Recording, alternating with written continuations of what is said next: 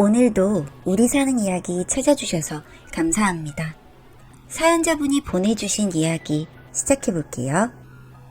평범하게 살아와 결혼도 적당히 하고 그냥 그렇게 평범하게 살아갈 줄 알았는데 저에게도 정말 속 터지는 일이 생겼습니다. 정말이지 결혼은 남편도 남편이지만 그 사람의 가족들이 정말 복불복이라 힘든 것 같아요. 저와 신랑은 취업 스터디로 처음 만나게 되었습니다. 처음 지원한 회사는 같은 회사였는데 저는 그 회사에 붙어서 먼저 근무를 시작하게 되었고 신랑은 하반기에 뜬 다른 기업에 입사를 하여 근무를 시작하였는데 취업 스터디 2년으로 인해 취업 후에도 모임 사람들과 정기적으로 연락을 하며 만남을 이어나가고 있었습니다. 특히 스터디 자체가 같은 직군으로 모여있기 때문에 취업 후에도 업무 내용과 관련해서 묻고 답하는 시간을 가지면서 취업 스터디에서 신입 직원 모임으로 바뀐 느낌이 있었죠. 신랑과 저는 동네가 비슷하다 보니 모임이 끝나고 같이 귀가를 하는 경우가 많았는데 그러다 보니 자연스레 모임의 다른 분들보다는 많이 친해지게 되었고 퇴근 후 상사에게 깨지거나 울적한 날이면 집 앞에서 맥주를 마시며 회포를 풀었습니다. 남녀 사이에 친구란 없다고 했던가요? 그저 편하고 위로가 되는 좋은 친구라 생각했는데 어느새 그 남자가 마음에 들어오기 시작하면서 저의 짝사랑이 시작되었어요.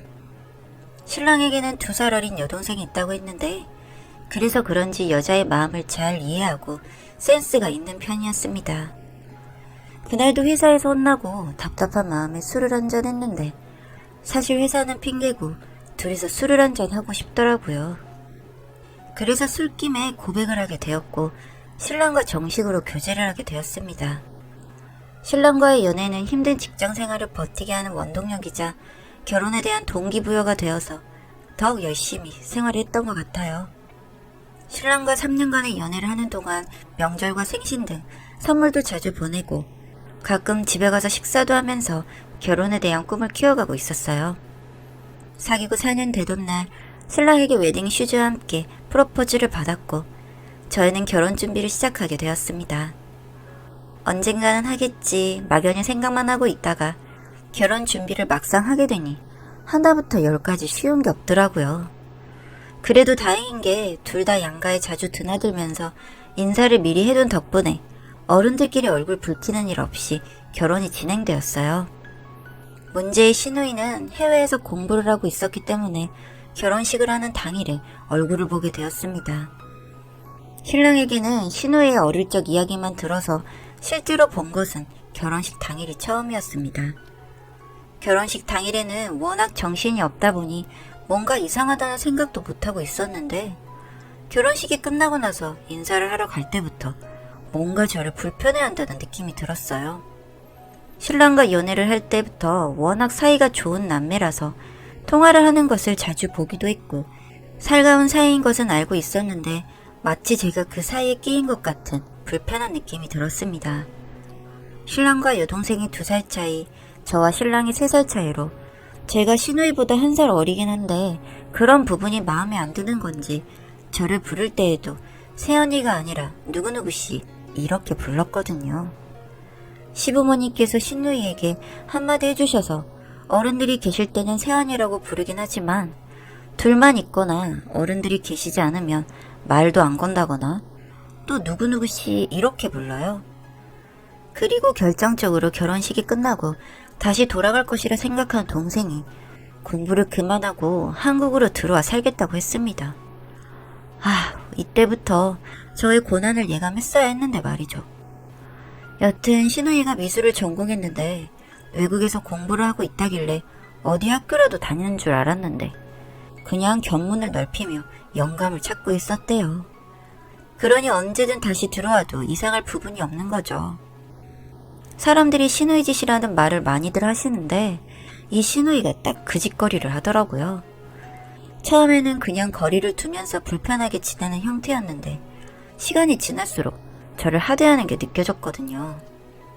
특히 밥을 먹거나 집에 있을 때도 저에게 아무렇지 않게 물심부름을 시키거나 설거지하고 있을 때 와서 그릇을 어디에 두라든지 본인 집에서는 설거지를 할 때 고무장갑을 안 끼고 설거지를 한다며 훈수질을 시작했습니다. 저는 피부가 예민한 편이라서 설거지할 때 꼭 고무장갑을 사용하고, 그렇기 때문에 집에서는 설거지를 신랑이 도맡아 하고 있어요. 제가 피부가 예민한 편이라 펑펑이 피부에 오래 닿으면 붉게 올라오고, 간지러워서 설거지를 할 때 고무장갑을 꼭 껴야 한다고 말을 했더니 뒤돌아가면서 별나다고 한 소리를 하더라고요. 아무리 시누이라지만 이렇게 미운 짓을 골라서 해대는 건가 싶고 신랑에게 말을 했는데 동생이 그럴 리 없다며 편을 들더라고요. 처음에는 이러던 남편에게 화가 났는데 생각해보니 시누이가 가족들 앞에서는 저에게도 깍듯이 하고 크게 부딪히는 일 없이 잘 지나가요. 그러니까 신랑이 더 못 믿는 것 같다는 생각이 들었습니다.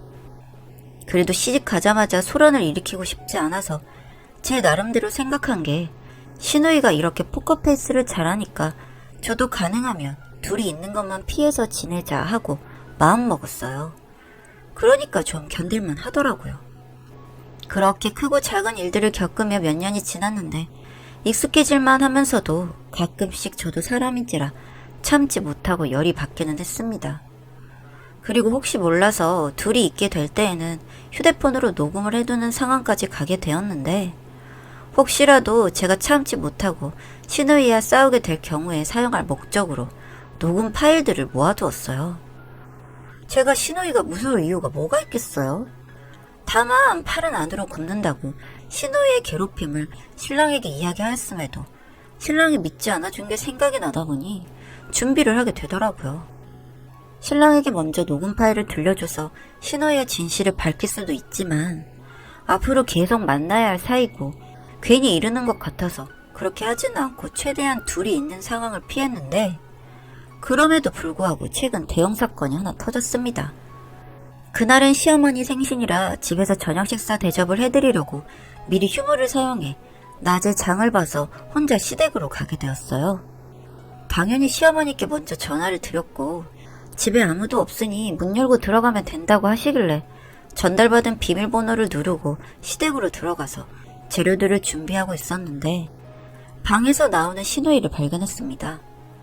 낮 시간에는 밖으로 많이 다니기 때문에 시누이가 집에 있을 거라는 생각을 못해서 당황하긴 했지만 인사를 건네려는 찰나 퍼럭 소리를 지르더라고요. 왜 사람 없는 집에 들어와서 도둑놈처럼 기웃거리냐며요. 정말 어이가 없고 이게 버럭 소리 지를 일인가 싶더군요. 그래도 이 집에서 몇 년을 함께 생활한 저한테 도둑놈 취급을 하는 건 저도 정말 참을 수가 없더라고요.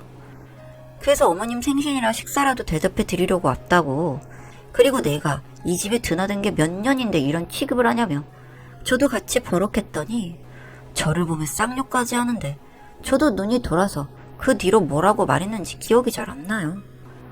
그리고 시누이가 저한테 욕을 하고 옆에 있던 휴지를 집어 던지려고 할 때 시어머니가 들어오셔서는 시누이한테 큰 소리를 내셨습니다.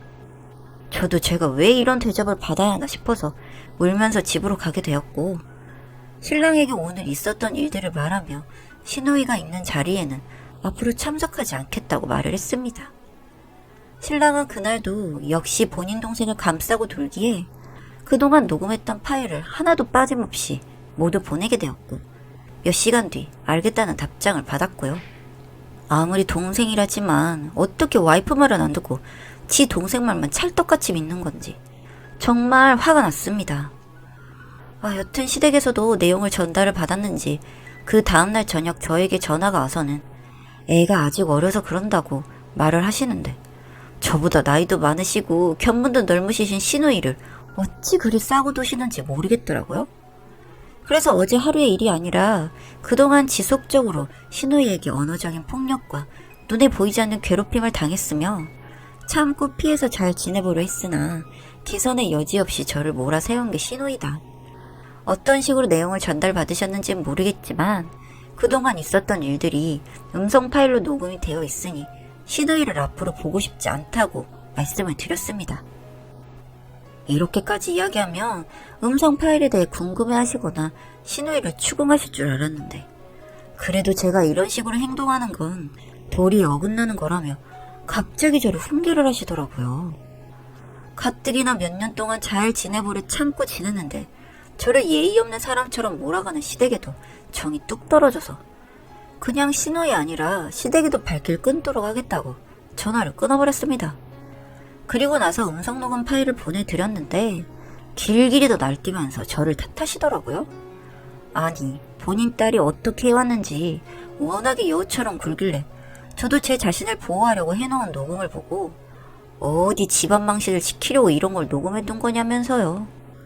가족 간의 일로 소송이라도 걸려고 증거 모아뒀냐고 하시면서 저에게 폭언을 하시더군요. 정말 저는 너무 어이가 없었습니다.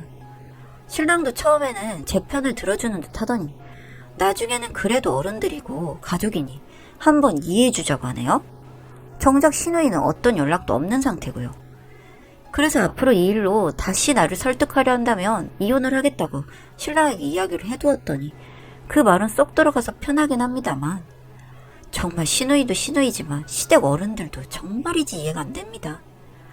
앞으로 명절에 각자 집은 각자 챙기기로 했고 도의적으로 생신이나 명절 때 용돈이나 선물은 보내는 것으로 신랑과 합의를 한 상태입니다. 물론 남편 입장에서는 마음에 안 들겠지만 저는 다시 그 집에 가서 노비짓을 한 생각은 1도 없답니다. 기껏 잘해보려고 살았는데 도둑년 취급이나 받고 자기 자신의 흠은 별거 아닌 것처럼 넘어가고 제가 녹음한 것만 가지고 시비를 걸고 있는 시댁이 정말 정상인가요? 제가 정말 도가 넘치는 행동을 했나요? 정말 궁금합니다. 그리고 혹시 저와 같이 처지에 계신 분들 미운 신우이짓 하는 사람 있으면 꼭 증거 모아두세요. 모아두고도 분통 터지는 일을 당하는데 겁도 없으면 정말 속 터져 죽을지도 모릅니다. 정말 글을 쓰는 지금도 열이 나네요. 제가 정말 이상한 여자인가요?